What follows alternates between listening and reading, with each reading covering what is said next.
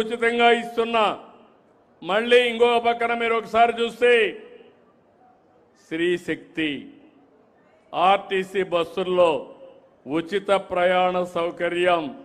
ఎక్కడికి పోవాలన్నా దర్జాగా మీ ఆధార్ ఇచ్చేసి ఏ టెంపుల్కి పోవాలన్నా, ఏ మసీదుకి పోవాలన్నా, ఏ ప్రాంతానికి పోవాలన్నా ఫ్రీగా ప్రయాణం చేసి ఏర్పాటు చేశాను. ఒకప్పుడు తల్లిని చూడాలంటే భర్త పర్మిషన్ కావాలి, లేకపోతే డబ్బులు ఇవ్వాలి. ఇప్పుడు ఎవ్వరి పర్మిషన్ అవసరం లేదు. ఏ దేవాలయానికి పోవాలన్నా బస్సు ఎక్కి నేరుగా వెళ్ళిపోవచ్చు. అక్కడ కూడా ఉచితంగా భోజనం పెడుతున్నాం. మళ్ళీ అన్నదానం అన్ని టెంపుల్స్లో పెడుతున్నాం. దానికి కూడా ప్రక్షాళన చేస్తున్నాను. అంటే మీరు ఒక్కసారి గుర్తుపెట్టుకుంటే ఇదే ప్రభుత్వం 5 ఏళ్లు ఏ విధంగా ప్రయత్నం చేశారు, ఇదే ప్రభుత్వం ఈరోజు ప్రజల కోసం ఎట్లా అందుబాటులో ఉన్నాం గుర్తుపెట్టుకోవాలి. ఇప్పటి వరకు 50 కోట్ల మంది ఆర్టీసీ ఉచిత ప్రయాణాన్ని ఉపయోగించుకున్నారు, ఉచితంగా ప్రయాణాలు చేశారు. ఇంకో పక్కన నేను డిఎస్ఏ పెడతా అన్నాను, కానిస్టేబుల్స్కి ఇస్తా అన్నాను. చెప్పిన మాట ప్రకారం మెగా డిఎస్ఏ పెట్టా. పిల్లలందరికీ ఉద్యోగాలు క్రియేట్ చేయడానికి ముందుకు పోతున్నా. 20 నెలల్లో 6,58,000 మందికి ఉద్యోగాలు ఇచ్చిన ఘనత ఈ ఎన్డీఏ ప్రభుత్వానికే దక్కింది. ఎక్కడ చూసినా గుంతలు పడిపోయిన రోడ్లు భయంకరంగా ఉన్నాయి. నా దగ్గర డబ్బులు లేవు, మనసుంది, ఏం చేస్తామో చేయమన్నా. ఇక్కడే జనార్దన్ రెడ్డి గారు ఉన్నారు, ఇక్కడే మా కేశవ్ గారు ఫైనాన్స్ మినిస్టర్ ఉన్నాడు. ఆయన కేశవ్ అయితే ఏది అడిగినా డబ్బులు లేవంటా ఉంటే డబ్బులు ఎట్టొస్తాయో ఆలోచిద్దాం, ముందు శాంక్షన్లు ఇమ్మన్నాను. ఈరోజు ఘనంగా చెప్పగలుగుతున్నా, సంతోషంగా చెప్పగలుగుతున్నా, నంద్యాల జిల్లాలో ఆర్ఎండ్బి రోడ్లన్నీ కూడా గుంతలు లేని రోడ్లుగా తయారు చేశాం. ఇంకా పంచాయతీరాజ్ రోడ్లలో నాకు ప్రాబ్లం ఉంది. నేను పవన్ కళ్యాణ్ గారు మొన్న కూడా ఆలోచించాం. ఒక 4,000 కోట్ల రూపాయలు వాళ్లకు నిధులు కేటాయిస్తున్నాం. ఇవన్నీ కూడా మీరు గుర్తుపెట్టుకోవాల్సింది. ఆ రోజుకి ఈ రోజుకి పరిపాలన ఎట్లుందో మీరు గుర్తుపెట్టుకోవాలి. ఇంకో పక్క మత్స్యకారులకు ఇచ్చాం, ఆటో డ్రైవర్లకు హెల్ప్ చేశాం, చేనేత కార్మికులకు సహాయం చేస్తున్నాం. అందరికీ సహాయం చేసి అందరినీ ముందుకు తీసుకుపోయే కార్యక్రమాన్ని ముందుకు తీసుకెళ్తున్నాం. పెట్టుబడులు పెద్ద ఎత్తున వస్తున్నాయి. రాయలసీమలో కొప్పర్తి కడప దగ్గర ఇండస్ట్రియల్ టౌన్షిప్ కడుతున్నాం. ఓర్వకల్లలో పెద్ద ఎత్తున ఇండస్ట్రీస్ వస్తున్నాయి. ఇవన్నీ కూడా వస్తే మన పిల్లలకు ఉద్యోగాలు వస్తాయి. ఓర్వకల్లో డ్రోన్ సిటీనే పెడుతున్నాం. అనంతపూర్లో ఎలక్ట్రానిక్ సిటీ పెడుతున్నాం. విమానాలు తయారు చేసే కేంద్రంగా అనంతపూర్ని ఎంపిక చేశాం. తిరుపతిలో సెటిలైట్ తయారు చేసే స్పేస్ సిటీని తయారు చేస్తున్నాం. ఇవన్నీ ఎందుకంటే మన వాళ్ళు టెక్నాలజీలో ముందుండాలి. ఒకప్పుడు నేను చేశాను, హైదరాబాద్లో హైటెక్ సిటీ కట్టాను, టెక్నాలజీకి ప్రాధాన్యత ఇచ్చాను. ఆ ఒక్క విషయం మీరు ఒకసారి చూస్తే బ్రహ్మాండంగా ఫలితాలు వచ్చి ప్రపంచం అంతా మన వాళ్ళు వెళ్ళారు. మీ ఊర్లో కూడా ఉంటారు.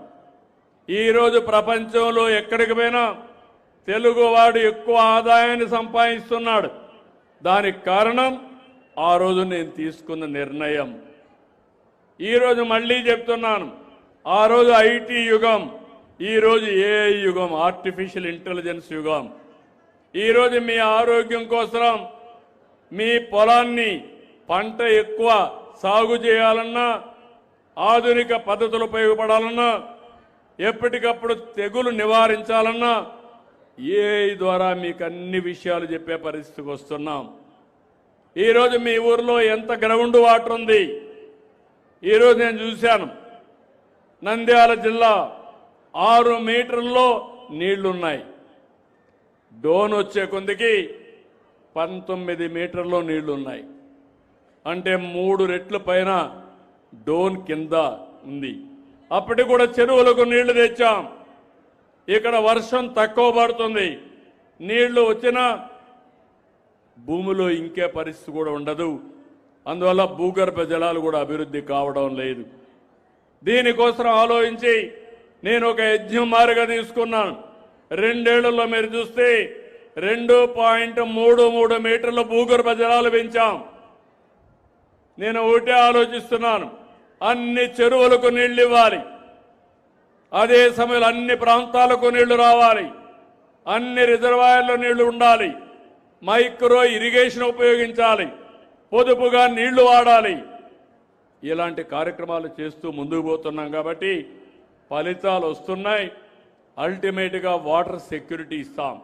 మీరు ఒకసారి చూడండి, గడిచిన 19-24లో 8 సార్లు కరెంటు ఛార్జీలు పెంచారు. 32,000 కోట్ల రూపాయలు మీ మీద భారం వేశారు. 1,25,000 కోట్ల రూపాయల అప్పులు పెట్టారు. నేను వచ్చిన తర్వాత సమర్థత పెంచుతున్నా, కరెంటు ఛార్జీలు పెంచనని చెప్పాను. 5 ఏళ్లు రాసుకోండి, కరెంటు ఛార్జీలు పెంచనని మరొక్కసారి మీ అందరికీ ఈ ఊర్లో హామీ ఇస్తున్నా. కరెంటు కరెక్ట్గా ఇస్తున్నాం. కరెంటు ఛార్జీలు తగ్గించడానికి కూడా ఇప్పుడే తగ్గించలేను, కానీ అప్పులన్నీ అయిపోయినాయి. ముందు అప్పులు తీరాలి, తర్వాత కరెంటు కూడా పెరిగే పరిస్థితి, అవసరమైతే అప్పుడు తగ్గించుకునే పరిస్థితి వస్తుంది. మొన్ననే మీరు చూశారు, ఆనాటి పాలకులు 4,600,000 కోట్ల రూపాయలు ట్రూ అప్ ఛార్జెస్ అని వేశారు. నేను వస్తానే అవసరమైతే నేనే భరిస్తా, దాన్ని వినియోగదారులపైన వేయద్దని దాన్ని కూడా రద్దు చేశా. అంటే మీ మీద 4,600 కోట్లు గడిచిన ప్రభుత్వం వేసినటువంటి భారాన్ని తగ్గించాం. ఇలాంటి వినూత్నమైన కార్యక్రమాలతో ముందుకు పోతున్నాం. ఈరోజు మీరు చూస్తే 22 లక్షల కోట్ల రూపాయలు పెట్టుబడులు వచ్చాయి. 23 లక్షల మంది మన యువతకు ఉద్యోగాలు వస్తాయి. ఇంకో పక్క మీ అందరి కోసం నేను ఎప్పటికప్పుడు మీరు చూస్తే ఒపీనియన్ కూడా తీసుకుంటున్నా. ఈరోజు ఇక్కడికి వచ్చినప్పుడు ఈ గ్రామం నుంచి చూశాను. ఈరోజు సివిల్ సప్లైస్ ఉంది. గ్రామాన్ని మీరు చూస్తే 94.87% సాటిస్ఫాక్షన్ ఉంది. రూరల్ వాటర్ సప్లై ఉంది, చాలా తక్కువ ఉంది, 34% ఉంది. మీ అందరూ ట్యాప్ ద్వారా నీళ్లు ఇవ్వాలని, కొళ్ళాయి ద్వారా నీళ్లు ఇవ్వాలని ఈ ఊరోళ్ళందరూ కోరుకుంటున్నారు. నేను కలెక్టర్కి ఆదేశాలు ఇస్తున్నా, తప్పకుండా జేజేఎం కింద ఈ గ్రామానికి పూర్తిగా కొళ్ళాయి ద్వారా నీళ్లు ఇచ్చే బాధ్యత, కొళ్ళాయిలు ఇప్పించే బాధ్యత తీసుకుంటాం. ఇంకో పక్క పంచాయతీ రాజ్లో 98% సాటిస్ఫాక్షన్ ఉంది. హౌసింగ్లో 83% ఉంది. ఉమెన్ అండ్ చైల్డ్ వెల్ఫేర్లో 91% ఉంది. ఫ్యామిలీ వెల్ఫేర్లో 95% ఉంది. అగ్రికల్చర్లో 81% ఉంది. హార్టికల్చర్లో 83% ఉంది. ఫ్యామిలీ పబ్లిక్ హెల్త్లో 96% సాటిస్ఫాక్షన్ ఉంది. అనిమల్ హస్బెండరీ, ఆవులు కానీ పాడి పరిశ్రమ ఇవన్నీ కూడా చూస్తే 85 ఉంది. పంచాయతీరాజ్ డిపార్ట్మెంట్ మిగిలినట్లు 71% ఉంది. రూరల్ డెవలప్మెంట్ డిపార్ట్మెంట్ 89% ఉంది. అదే మరిగా డైరెక్ట్ ఇక్కడ చూస్తే లా అండ్ ఆర్డర్లో కొంత తక్కువ ఉంది. నేను అందుకని ఒక్క విషయం మీరు గుర్తుపెట్టుకోండి, పెన్షన్ ఇస్తున్నాం. పెన్షన్ ఇస్తానే మీకు ఒక ఫోన్ వస్తుంది, వస్తా ఉందా? అడుగుతున్నామా? మీరందరూ బటన్ నొక్కుతున్నారా? నేను ఏ పని చేసినా మీ యొక్క ఆమోదం తీసుకొని, మీ ఫీడ్బ్యాక్ తీసుకొని, ఏ అధికారి సరిగా పనిచేయకపోతే ఆ అధికారి పైన దృష్టి పెడుతున్నా. ఏ రాజకీయ నాయకుడు మీకు అందుబాటులో లేకపోతే ఆ రాజకీయ నాయకుడిని ఒత్తిడి వేస్తున్నా. నా ఆలోచన ఒకటి, మీరందరూ అభిమానించే పరిపాలన రావాలి, అందరికీ న్యాయం జరగాలి. అందుకే ప్రతి ఒక్క సేవ మన మిత్ర వాట్సాప్ గవర్నెన్స్లో ఇస్తా. మీరు ఏ ఆఫీసుకు పోయే పని లేదు, దర్జాగా మీ సెల్ ఫోన్ పెట్టుకొని ఇంట్లో కూర్చొని ఏ పని కావాలన్నా ఏ సర్టిఫికేట్ కావాలన్నా తీసుకోండి. రెండోది, ఒకవేళ మీరు ఆ సర్టిఫికెట్సే కాకుండా అది రాయడం కూడా తెలియకపోతే రాబోయే రోజుల్లో మీరు ఫోన్లో మాట్లాడి ఇంట్లో మాట్లాడినట్టు మాట్లాడి నేను ఇన్ని గంటలకు ఇక్కడి నుంచి నంద్యాలకు పోవాలా, బస్సు ఎప్పుడు వస్తుందని అడిగితే అదే చెప్తుంది. చెప్పిన తర్వాత మీరు బుక్ చేసుకుంటే నేరుగా దర్జాగా రిజర్వేషన్ వచ్చి నేరుగా వెళ్ళిపోయే పరిస్థితికి వస్తారు. అంటే మీరు మాట్లాడే మాటలు కూడా టెక్స్ట్గా కన్వర్ట్ చేసి సమస్య పరిష్కారం చేసి మళ్ళా మీకు జవాబు చెప్పే బాధ్యత నాదని మీ అందరికీ హామీ ఇస్తున్నా. టెక్నాలజీని ఉపయోగిస్తాం, మీకు మెరుగైనటువంటి జీవన ప్రమాణాలు పెంచుతాం. అయితే మీ దగ్గర నుంచి ఒకటే నాకు కావాలి, నేను చెప్పేదంతా వింటున్నారు, వినేసి రేపు మళ్ళా మీరు ఏం చేస్తున్నారంటే అన్నీ బాగున్నాయి వీళ్ళు లేకపోయినా పర్వాలేదు అనుకుంటున్నారు.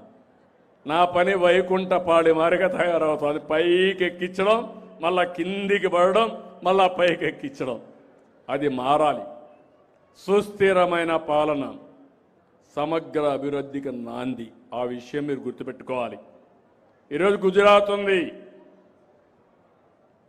25 సంవత్సరాలు ఒకే పార్టీ, కేంద్రం ఉంది, 15 ఏళ్ళు ఎన్డీఏ, మళ్ళీ ఎన్డీఏనే వస్తారు.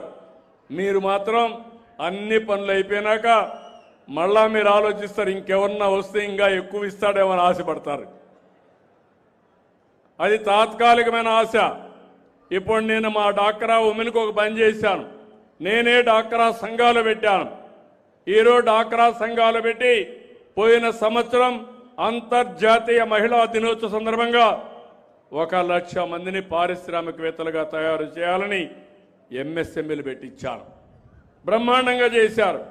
నిన్న మళ్ళీ అనౌన్స్ చేశాను, 6 లక్షల మందిని అదనంగా ఒక్క సంవత్సరంలో మీ ఊర్లో దొరికే ముడి సరుకులు ఉపయోగించి మీరు వస్తువులు తయారు చేస్తే మీ వస్తువుల్ని ప్రపంచం మొత్తం అమ్మించే బాధ్యత ఈ ప్రభుత్వం తీసుకుంటున్నామని చెప్పి కూడా నేను మీకు తెలియజేస్తున్నా. చాలా మందికి టాలెంట్స్ ఉన్నాయి. 1,10,10,00,000 మంది ఉన్నారు. కొన్ని వేల ప్రోడక్ట్స్ తయారు చేయొచ్చు. 3 కోట్ల మంది మీరే కన్జ్యూమర్లుగా ఉన్నారు. అందరినీ తీసుకొచ్చాను. 37 మందితో ఒప్పందాలు చేశాం. నాణ్యమైన సరుకులు ఉత్పత్తి చేయాలని, దానికి బ్రాండ్ కూడా పెట్టాలని ఈరోజు మీరు చూస్తే ఏదో స్వయం అనే పేరు పెట్టారు. ప్యాకింగ్ కూడా పర్ఫెక్ట్గా చేస్తా, క్వాలిటీ కూడా తీసుకొస్తాం. అది కానీ చేస్తే పేద మహిళల్ని పేదరికం నుంచి పైకి తీసుకొచ్చే బాధ్యత తీసుకుంటాం. ఇలాంటి కార్యక్రమాలు ఇక్కడనే P4 కూడా పెట్టాం. ఈరోజు ఇక్కడ కూడా ఒక ఆయన ఉన్నాడు, P4లో ఉండే వ్యక్తి. ఎవరిక్కడ రాబరన్ మార్గదర్శి. 1,00,000 మంది మార్గదర్శులు ఉన్నారు. 10 లక్షల బంగారు కుటుంబాలను అడాప్ట్ చేసుకున్నారు. ఇప్పుడు వారు ఒక్కసారి వారు ఏం చేశారో ఒక్క నిమిషం చెప్తారు. మీ బంగారు కుటుంబం ఎవరు? బంగారు కుటుంబం మీరేనా? ఆయన బంగారు కుటుంబం, ఈయన మార్గదర్శి. చెప్పండి, మీరు ఎక్స్ప్లెయిన్ చేయండి, మీకేం ప్రాబ్లం ఉంది?